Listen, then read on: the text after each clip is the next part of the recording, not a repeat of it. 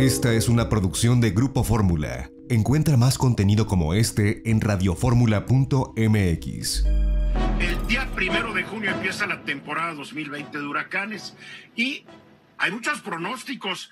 Un pronóstico dice que podría haber hasta 28 huracanes, otro dice que podría haber 4, en promedio dicen que podría haber 12. Estos son los pronósticos de la agencia estadounidense que se encarga de hacer todas estas cosas con 20,000 satélites, etcétera, etcétera.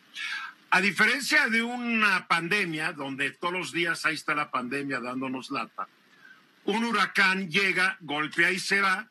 Claro, puede tener efectos devastadores o no.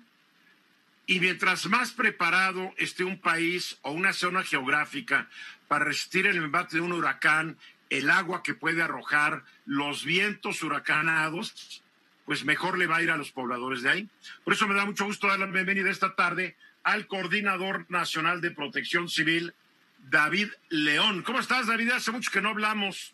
Qué gusto me da saludarte, Eduardo. Bien, el Sistema Nacional de Protección Civil muy atento de coordinarse, de hacer equipo para fortalecer al sector salud en esta gran tarea que tiene frente al COVID. Y por el otro lado, atender los fenómenos que de manera rutinariamente se presentan en el territorio nacional. Cerca de 3,500 incendios forestales en lo que va del año, un poco más de 13,000 sismos en lo que va del cuatrimestre, 63 frentes fríos y, como muy bien dices, ha arrancado en el calendario al menos la temporada de ciclones tropicales. Arranca el 15 de mayo, termina el 30 de noviembre. Ya se presentó el primero, Arthur, que se encuentra en la Florida. Y además se adelantó, dicen que se adelantó, que tuvieron que usar un nombre que no habían considerado para bautizarlo, ¿es cierto?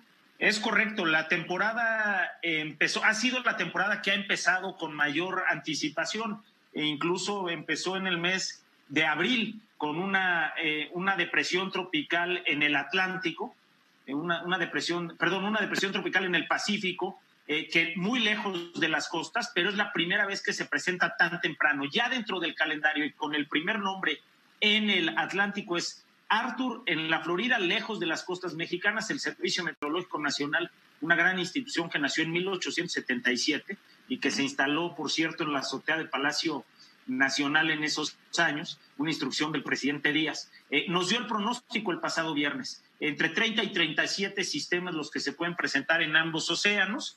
Okay. Entre 5 y 6 podrían impactar el territorio nacional. La temporada pasada, la Conagua y el Servicio Meteorológico pronosticaron 33, se presentaron 35, 5 impactaron el territorio nacional. Es importante la temporada, Eduardo, porque somos 17 millones de mexicanos los que estamos expuestos a los ciclones tropicales y a sus efectos. El año pasado, la temporada pasada, en esos 5 sistemas, 62,000 personas se vieron afectadas directamente, 86 perdieron la vida. Y perdieron la vida, Eduardo, desafortunadamente son saldos que nos duelen mucho por decisiones que tomamos durante la tormenta. Es decir, si no nos ponemos a salvo antes de la lluvia haciéndole caso a la autoridad, si no evacuamos con tiempo, si tratamos de cruzar el cauce de un río, eso eleva por mucho las posibilidades de riesgo y eso nos arranca la vida. El 90% de las vidas que se perdieron el año pasado fueron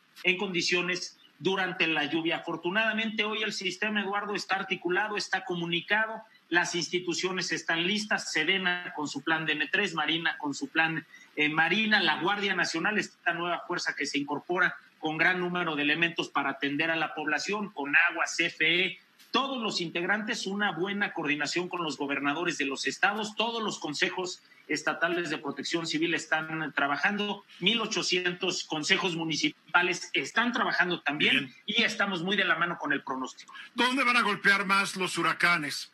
¿En el Golfo Caribe o en el Pacífico? ¿Y cuáles van a ser los más fuertes? Es complicado decir en este momento cuántos serán en cada uno de los litorales. Son 17 estados los que tienen mayor vulnerabilidad. Efectivamente, en los litorales el pronóstico marca la mitad y la mitad para cada uno de los océanos. El año pasado, de los 5 que golpearon el territorio, 1 fue en el Golfo, 4 en el Pacífico. Tuvimos, además de buena coordinación, debo decirlo, Eduardo, tuvimos buena fortuna. ¿Te acuerdas de este huracán Dorian que pasó sobre Bahamas, categoría 5?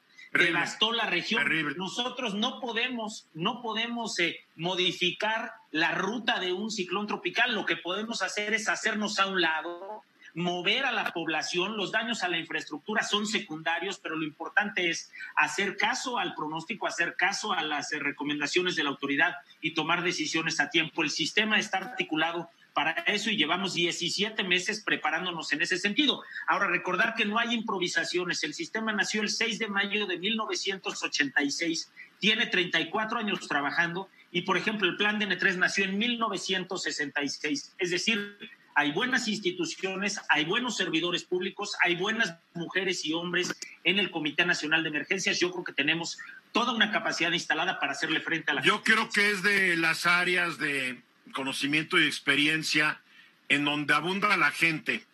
En los diferentes estados, tú los conoces, hay gente que lleva años ya participando en todo lo que son asuntos de protección civil, cómo hacer que la reacción del gobierno y de la gente se maneje bien durante un huracán, durante una tormenta, durante un terremoto. O sea, hay experiencia en México, lo cual ayuda mucho. Y además hay algo que muchos otros puestos no tienen. Para ser uno titular de protección civil municipal, estatal o federal, tenemos que estar certificados. Punto número 1.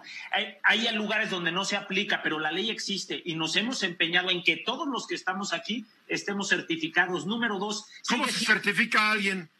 Hay muchos mecanismos, por ejemplo, está la Escuela Nacional de Protección Civil, están instancias de Estados Unidos que generan certificación, está Conocer en la Secretaría del Trabajo que nos puede brindar certificación en distintos estándares y también se ha mantenido, con sus excepciones, de un terreno de neutralidad política. Y a lo que dices, hay gobiernos estatales que han repetido a su coordinador de protección civil 1, 2, 3, hasta 4 sexenios y hay una capacidad instalada muy importante, es decir, se ha respetado la experiencia. Eso para nosotros es muy valioso porque el recurso más importante que tenemos es el recurso humano. Sí, no quieres poner a alguien que no sabe y que ya llegó, o que sí sabe pero no tiene experiencia. Ahora le encárgate, esto no son cosas pequeñas. Tú dices que el año pasado costó en la temporada de huracanes 68 vidas, ¿es correcto? 86 pérdidas de vidas humanas, 62,000 personas afectadas. Ahora, ¿cuánto nos cuesta económicamente un asunto de estos? Porque a veces el aspecto que no tomamos en cuenta, que un huracán también retrasa la marcha de la economía. Yo te lo digo porque, bueno, uno puede decir lo que quiera, los errores del gobierno, una política desacertada, etcétera. Pero un huracán, un sismo, un incendio forestal, todas estas cosas le pegan fuerte a la economía de un país. Y como que es un tema que no platicamos con más frecuencia, David. Porque hay que estar conscientes que estas cosas cuestan vidas y cuestan dinero y atrasan un proceso económico.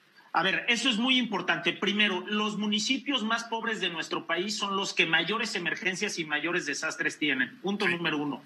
Punto número 2, son los que más tardan en recuperarse. Claro que sí, la afectación del fenómeno natural le cuesta a la infraestructura, cuesta vidas, pero además de ello le cuesta mucho a la economía porque la recuperación es lenta. Justamente por eso los programas de apoyo después de las emergencias tienen que estar muy bien calculados para que la economía comience y no con las subvenciones solamente del gobierno, la comunidad se mantenga. Tenemos que mantener la economía trabajando. El año pasado fueron en declaratorias de emergencia por este tipo de fenómenos fueron 50 aproximadamente. Y el costo de todas esas declaratorias, emergencia y desastre, fue como de 2,500 millones de pesos solamente en atender a la población y en recuperar la infraestructura. Eso más el costo que tiene en la economía por el freno que genera el desastre y el tiempo que lleva volver a tomar el ritmo que se tenía antes de la emergencia. Ahora, tengo entendido que el año pasado hubo mucho menos declaratorias de emergencia que en años anteriores, porque aparentemente en años anteriores una declaración de emergencia también era un buen pretexto para hacer negocios.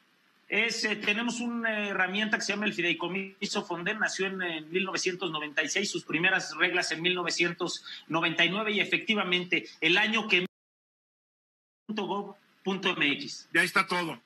Todo. Muy bien, pues te deseo mucha suerte en esta temporada de huracanes, porque sé que vas de un lugar a otro del país. Tus hijos van a ser ya adolescentes cuando los vuelvas a ver. Es un honor servir a México, querido Eduardo. Es un honor. Yo sé que estás y hay un gran sistema nacional de protección civil. Eso sí.